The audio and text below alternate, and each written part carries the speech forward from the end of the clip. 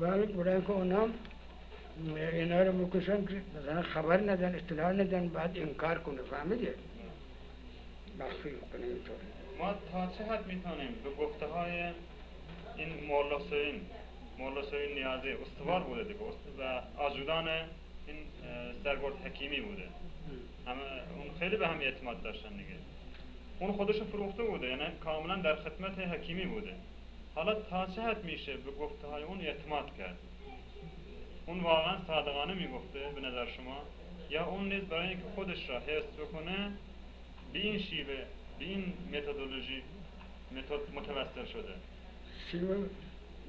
من خودم از اون پرسیدم، چون که این نعشه رو اون آورده و پیش حکومت هم سران حکیمی هم زیاد نزدیک بود، اطلاعاتی هم همه چیزم داره و این یک خیلی آدمی مثلا وارد و قواد و همچین زرنگ هم بود که اونجا بعدتر هم قابل اعتماد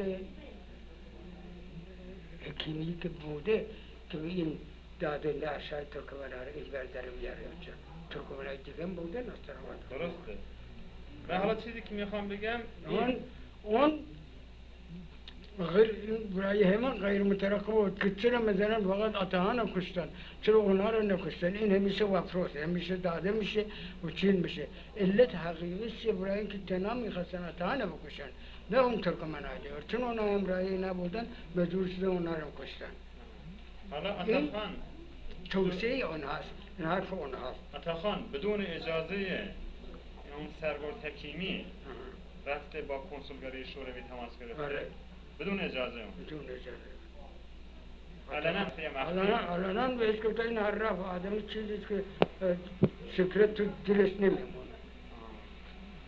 اومد حکومت شوروی به چیز اعتراض کرده به دولت ایران؟ معلوم نیست اون چی کرده اون که اون اینطوره. اون معلوم نیست پس. نه اون که مولا حسین نه. ولی آخه این داشته تازه از گرگان از استراحات تازه داشته میرفته بیرون میرفته. حرفاشون رو زدن برگشتن موقع گذاشتن کمین گذاشتن، کمین کردن اینا رو کشتن. این غیر مترقب بود، هیچ اختلاف جنگ هم بین ترکمنها با فرماندار استراحاتی نبود. یک دفعه این ابتدا بسیار آتاخان کشته شد. بس بدین ترتیب حرف او اینجا شخصا از بین بردن آتاخان منظور بود، نه اینکه با ترکمنها جنگ کنن. آتاخان نفوذ زیاد بشه تو مردم؟ نه من گفتم که خانهای ترکمنها بین خودشون چیه. آتاخان اینقدر نفوذ نداشت و آنمراد خان دعوا کرد دوتایشون با اسب بین کمیشتبه و غرقه. آتاخان ترتیب از او فرار کرد با آنمراد قصاب. آنمراد خان رسید به او با یک شمشیر یک دو جاش زخم کرد با از تخت از دست او فرار کرد در کمیشتبه. و این آنمراد خانم خریجیه اون کار طایفش. بعد مردم واسطه شدن که اینا را جدا کردن. نفس سردار از این هم چیز نه نفس سردار نه، این آنمراد قصاب. بعد اسمش ترکمنها آتاخان اینو زخمی کرده و آتاخان از اون ترسیده فرار کرده. ترکمنها اسم آنمراد خان آنمراد اسمش آنمراد قصاب که آتاخان با شمشیر کرد. فهمیدی؟ آتاخان برای خودش خانه بود. نفس سردار در اونجا بود آوش برای خودشون آدم خیلی شجاعی بود. گمشته اینجا نفس سردار دو نفر به نام سامان مالک خان و خوشبر خان از قوم خیشی رضا شاه. قوم خیشی رضا شاه با اون خود رضا شاه بد بودن و وقتی که رضا شاه مثلا کل قواشت بادشاه شد، اونها بر علیه رضا شاه قیام کردند و تسلیم رضا شاه نشدند. قوم خیشایش اسمش هجوره، اون یکیشون برادر، دوتا برادر، یکی هم سامان مالک. این دوتا مثل شما که میاییم، مثل ما که میاییم جای پناهنده میشیم، اون از دست رضا شاه پناهنده شده به ترکمنها و به نفس سردار ملاحظه میکنه.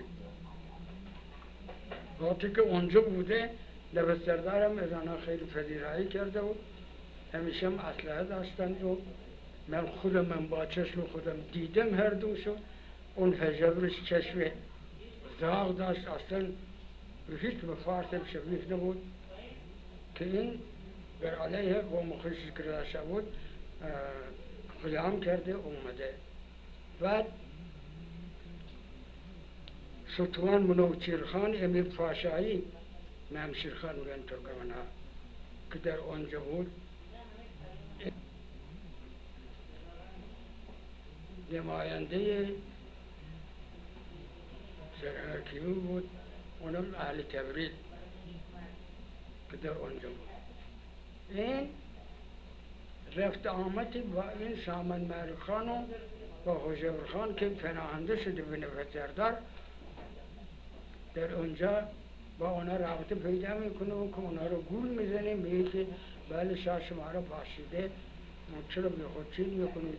اینا من قسم به چخه خودم میکنم، به چیز خودم میکنم، اینم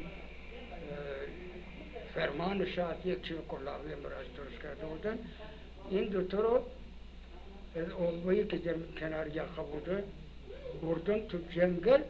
وقتی که جنگل کرده بودن قافلگیر چند نفر اونجا قایم کرده بودن، از این جاده که داشتن می بردن و بعد اینا رو مرخص کنن بره به حساب مازندای خودشون تسلیم شدن.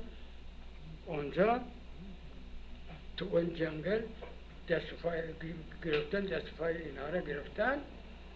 چند نفر ترکمن هم شاهد بود وقتی که اینا رو اونا غافلگیر کردن و کلاه سرشون گذاشتن و گرفتن و بعد بردن به دستور رضا شاه سرحکیمی اونا رو اعدام کرده که این در پناهنده نفس سردار بود. پس نفس سردار هم یکی از آنهایی بود که کسی که پناهنده بر علیه شاه قیام کرده پناهنده داشته بود. با شاه رضا شاه هیچ وقت نمیتونست با هم چیز باشه. این گناهش دعوا شدنی از طرف رضا شاه بر علیه نفس سردار ملاحظه میکنه. اینی که قصد تنها کشتن چیز بود، چون پهلوی اونا اینا رو کشتن برای اینکه این کشته رو مخفی بکنن، ایز گم کنن. اما بر حسب تصادف که اون کریم مردی زنده مونده جریان رو گفته. وقت ترکمنها فهمیدن که بری کشته، دولت کشته. بعد که ترکمنها نمیفهمیدن خیال میکردن که مثلا دهاتی ها اینا رو کشتن. بعد معلوم شده که خود فرماندار اینو کشته. اون وقت بر علیه دولت ایران اینها شروع کردن قیام کردن. بعد اول طوری شده که شاه قشن کشیده، اینا تمام خراسان تمام جا اطلاع ترکمنها اطلاع پیدا کردن. و جعفر وایا که یک همچین جنگی رو شروع کردن. سرحکیمی یک دسته سرباز یک دهاتی چیز اتباعی فرستاد. اونجا یک آدمی که اسمش خیلی قد بلند رئیس دهات یعنی ده ترکمن بود، با هم جنگیدن از صبح تا غروب. فرستاده های چیز سرحکیمی نتونست این ده ترکمن ها را بگیره. پس با اتخار که حکومت کرد برای اینکه اتباعی ها چرا با ما اومدن با ترکمن ها مصالحه کردن، این که وی اونا حمله کرد. وی اونا حمله کرد وقتی که با حمله میکرد. ملاحظه میکنید ترکمن ها بعد اتخان یوم تا جعفر وای شروع کرد به دعوا کردن. بعد هاشم آباد و نمیدونم یکی چند دهش و چند دهاتی رو گرفتن کشتن، ده هاشم آباد آتش زدن. سرحکیمی سربازاش و ترکمن ها و دهاتی رو می جنگید. و یک ایده رو فرستاد